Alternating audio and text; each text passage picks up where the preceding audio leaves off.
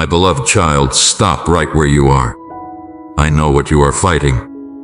I know the thing that has its grip on you, the substance, the behavior, the pattern, the cycle that you have tried to stop more times than you can count, and that has pulled you back every single time. I know the specific shame of waking up the morning after and making the same promise to yourself that you have made 100 times before, meaning it just as much as you meant it every other time, and wondering somewhere beneath the promise whether this one will be different, or whether you are simply going to end up in the same place again. I know what it is to be trapped in something you hate, to want desperately to be free, and to feel the freedom slipping away again and again, to wonder whether you are simply broken in a way that cannot be fixed. I see all of it. And I am here. You did not find this message by accident. I have been watching your struggle, and I will not stay silent while the addiction writes the story of your life. Because the story the addiction tells about you is not the true story. It says you are weak, that you have no willpower, that you are fundamentally less than the people who do not struggle with this, that the cycle defines you and will define you permanently. Every one of those things is a lie. And I have come today to speak the truth over the lies, not because the truth will make the struggle disappear instantly, but because you cannot fight your way to freedom without first knowing the truth of who you are and what I have already done on your behalf. I need to say something to you right at the beginning that is important. Addiction is not a moral failure that disqualifies you from my love. It is a complex condition involving your brain chemistry, your history, your wounds, your coping mechanisms, the specific things that the addiction has been doing for you that nothing else was doing. And it requires the same compassionate, comprehensive response that any serious condition requires. I am not standing at a distance from your struggle, arms crossed, waiting for you to have enough willpower to earn your way back into my good graces. I am in the middle of the struggle with you, closer than the craving itself, more present in the moment of temptation than the pull toward the thing you are trying to leave. I am not disgusted by your weakness. I am drawn toward it because it is exactly the kind of weakness that my strength is designed to meet. I also want to speak to those of you who are not fighting a substance addiction, but who recognize yourselves in this conversation because the cycle you are trapped in has a different name. Pornography, food, gambling, spending, work, people-pleasing, the endless checking of the phone, the anxiety that cycles back no matter how many times you address it, the relationship patterns that repeat themselves despite your best intentions. Addiction is not only about substances. It is about any pattern that has become compulsive, that you feel you cannot stop even when it is costing you things you value, that serves a function in your inner life that you have not yet found another way to meet. If that description fits your experience, this message is for you too. Stay here with me. I know the shame makes it hard to stay, the particular shame of a struggle that many people in the church treat as a character deficiency rather than a wound that needs healing. I know that you have perhaps tried to bring this to me before, and the cycle continued anyway, and that continued cycling has raised questions about whether my power is real or whether it applies to this particular battle. I am going to address those questions honestly.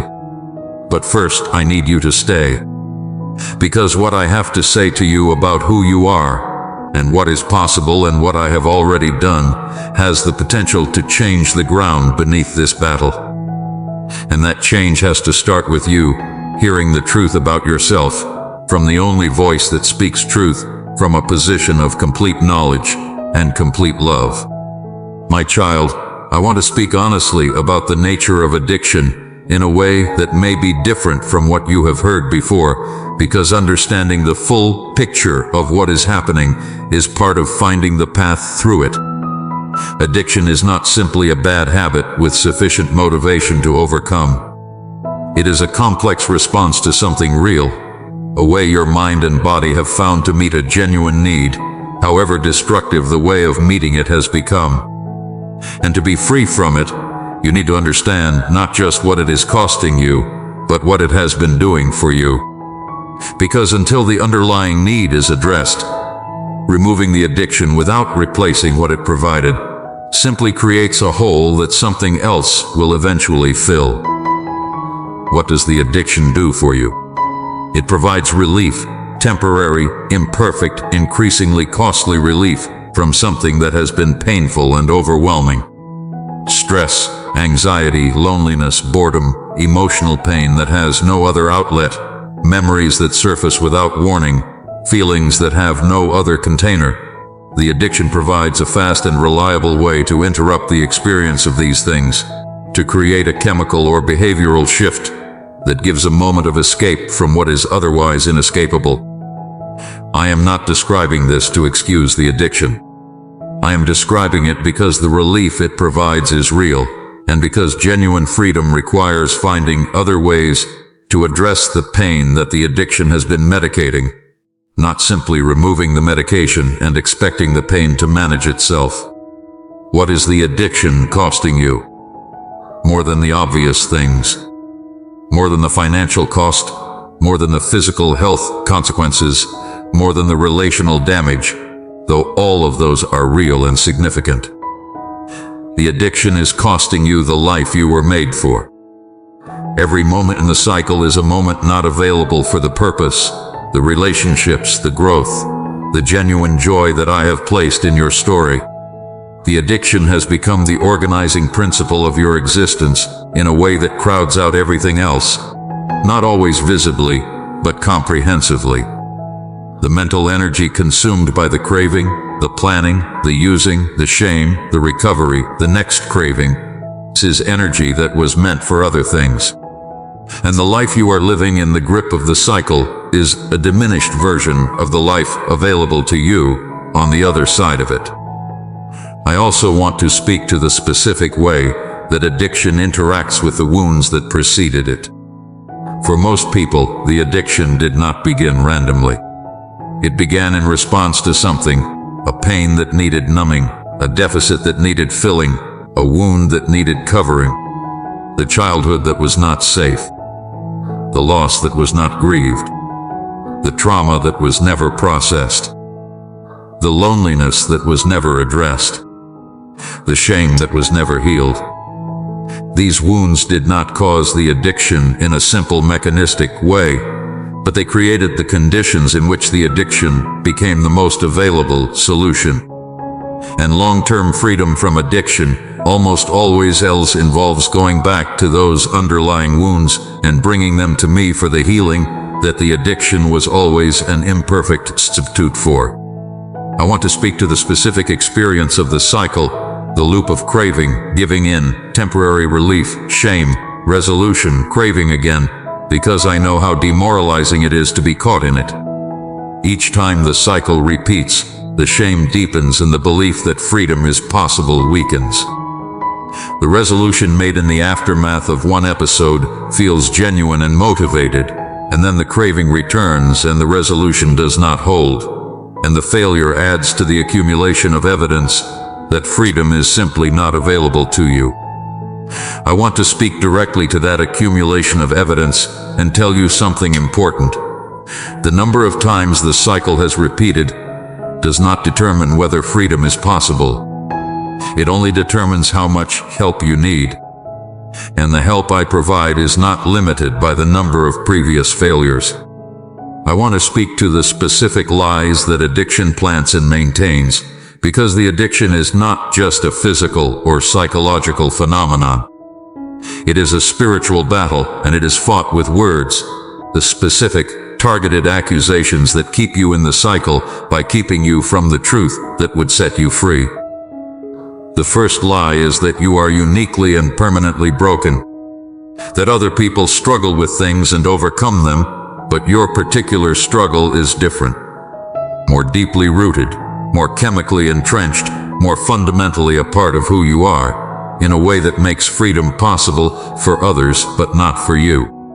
This lie uses the specific and persistent nature of your struggle as evidence for its conclusion, and it is almost impossible to argue with from the inside of the cycle. But it is a lie. I have set free people whose addictions were older, more entrenched, more comprehensively destructive than yours. I have broken chains that seemed absolutely unbreakable from the human perspective. The length and depth of your struggle is not evidence that you are the exception to my power. It is evidence that you need more help than you have been asking for. The second lie is that one more time will not make a difference. This is the lie that operates in the moment of craving, the whisper that the resolution is already broken, that the progress already lost, that one more instance cannot make things meaningfully worse. But one more time always makes a difference. It deepens the groove. It reinforces the neural pathway. It adds to the shame that makes the next resolution harder. It delays by another cycle the moment of genuine turning. The lie of one more time is one of the enemy's most effective weapons, precisely because it is most persuasive at the moment of maximum vulnerability.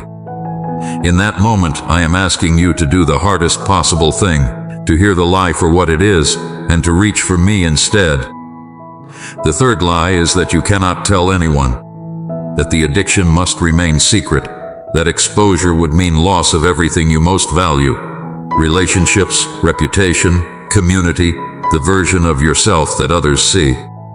This lie is one of the most effective tools the addiction has, because secrecy is the environment in which addiction thrives.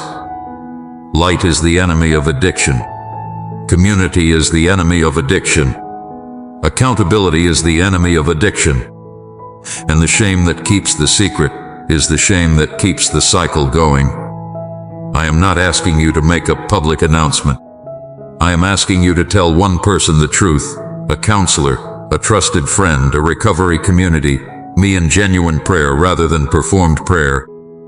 One honest disclosure breaks the power of the secret in a way that nothing else can. The fourth lie is that freedom means never struggling again.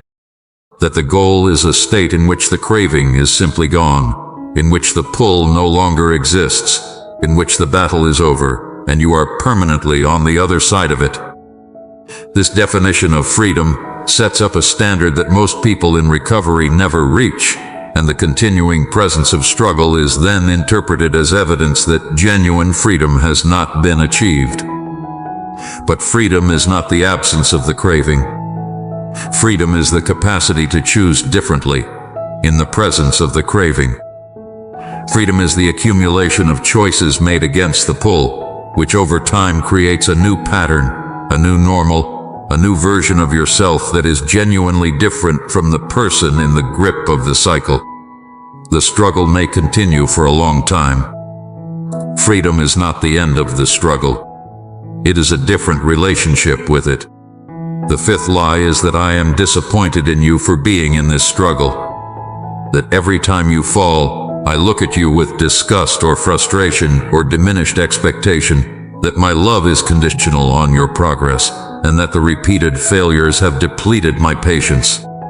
My child, I do not experience disappointment the way you fear I do.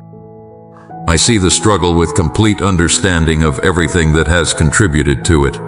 The wounds, the chemistry, the patterns, the history, the moment of each specific temptation, and what was driving it. I see you not as a person who keeps choosing failure, but as a person who keeps getting up, who keeps wanting to be free, who keeps coming back even after the cycle has repeated. And I receive every return, every single one, without diminishment, without the accumulated weight of all the previous failures, without a growing impatience. Receive you now with the same fullness of love as the very first time you came to me. Every time is the first time. My beloved, I want to speak now about what genuine freedom from addiction actually looks like, not as a single dramatic moment of deliverance, though those sometimes happen, but as a real and lived process of transformation that unfolds over time in partnership with me and with the community and the help I provide. because I want you to have a realistic and genuinely hopeful picture of what the path to freedom involves, so that when it is harder than you expected, you do not conclude that freedom is not happening, and when progress is slower than you wished, you do not give up on the process. Freedom begins with honesty, the most complete, uncomfortable, specific honesty about the addiction that you are currently capable of. Honesty about what it is. Honesty about how long it has been going on. Honesty about what it has cost you and those around you. Honesty about the ways you have hidden it and the lies you have told in service of keeping it hidden. Honesty about what it does for you that you do not yet know another way to get. This honesty, brought to me first and then to trusted people, is not the same as the shame-soaked confession of the morning after. It is a clear-eyed accounting, offered not in self-flagellation but in the genuine desire for help. And it is the foundation on which everything else is built, because you cannot be helped with what you have not acknowledged. Freedom requires help beyond what you can provide for yourself. I want to say this clearly and without qualification. Addiction is not a battle that most people win alone. The brain changes that addiction produces, the patterns that addiction entrenches, the wounds that addiction covers, these require more than willpower and prayer, as genuine as both of those are. They often require professional help, counselors who specialize in addiction, recovery communities, sometimes medical support for the physical dimensions of breaking free. I am not diminishing the spiritual battle. I am insisting that I work through every available channel, and refusing the help available through those channels in the belief that the spiritual dimension is the only real one is not faith. It is a form of pride that costs people their freedom. Get the help. All of it. Let me work through every means available. Freedom involves learning to feel your feelings without using the addiction to escape them. This is often the hardest part of recovery, because the addiction has been serving as an emotional escape hatch, and removing it without developing other ways of managing difficult emotions creates a vulnerability that the addiction quickly moves to fill. The work of learning to sit with discomfort, to grieve what needs to be grieved, to feel this anxiety and the loneliness and the boredom without immediately reaching for the thing that makes them stop. This work is not quick and it is not comfortable. But it is the work that produces genuine long-term freedom, rather than the dry sobriety that eventually collapses because nothing underneath has changed. Freedom is built one moment at a time. Not 1 year at a time, not 1 month at a time, but one moment. One craving survived, one honest conversation had, one time pattern was interrupted and something different was chosen instead. The accumulation of those moments is what freedom actually consists of. And in each of those moments I am present, not as a distant encourager, but as the immediate, accessible, genuinely available source of the strength to choose differently. The promise that I will not allow you to be tempted beyond what you can bear, and that with every temptation I will provide a way of escape. That promise is not about the existence of the craving. It is about the presence of an alternative in every moment of genuine struggle. I am the alternative. I am the way of escape. And I am accessible in the moment you most need me. Freedom also involves building the life that makes sobriety sustainable. The relationships, the purpose, the connection, the genuine sources of joy and meaning that the addiction was a poor substitute for. The person who removes the addiction without building the life around it simply creates a vacuum that the addiction will rush to fill. The life after addiction is not just the life before addiction minus the substance. It is a genuinely different life, richer, more connected, more purposeful, more genuinely nourishing than the life the addiction was offering. And building that life is not something you do first and then stop using. You build it simultaneously with the help of the community I place around you and the strength I provide for each day. My beloved child, I want to close by speaking about the freedom that I am declaring over your life, not as a future possibility contingent on your perfect adherence to a recovery program, but as a present spiritual reality that you are being invited to walk into. Because the cross accomplished something specific about the power of sin and addiction over human beings, and I want you to understand what was accomplished so that you can access it rather than simply hoping for it from a distance. When I went to the cross, I bore not just the guilt of sin, but its power. The addiction that has felt so all-powerful in your experience encountered a greater power at the cross, and the greater power won. The chain that has felt unbreakable is already broken at the level of spiritual reality. The declaration of your freedom has already been made. The authority that the addiction has exercised over you has been legally defeated. What remains, and this is where the work of recovery fits, is the practical working out of a victory that has already been spiritually won. You are not fighting toward freedom. You are fighting from freedom, from the position of someone whose freedom has already been secured, who is learning to live in the reality of what has already been accomplished. I want to speak this over you now. You are not your addiction. You are not defined by the cycle. You are not the sum of the times you have fallen. You are a child of the living God, in whom the same Spirit that raised Christ from the dead now lives. That Spirit, living in you, is greater than the addiction, greater than the craving, greater than the pattern, greater than the accumulated weight of every previous failure. And the power that is available to you in each moment of struggle is not your own willpower, which has proven insufficient. It is the resurrection power of the God who defeats death. That power is available to you in this moment, in the next moment of craving, in every subsequent moment for the rest of your life. I also want to speak to those who have been in recovery for a period of time and are beginning to experience the life on the other side, who are discovering, perhaps for the first time in years or decades, what it feels like to be present in their own life. To wake up without the first thought being the addiction. To move through a day without the cycle consuming their attention. To experience genuine connection with people they love without the barrier of the secret between them. To feel something that is beginning to resemble the life they always wanted, but could not find their way to. To those people I want to say, this is real.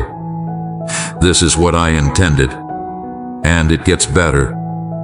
The freedom you are beginning to taste is just the beginning of what I have for the life that lies ahead.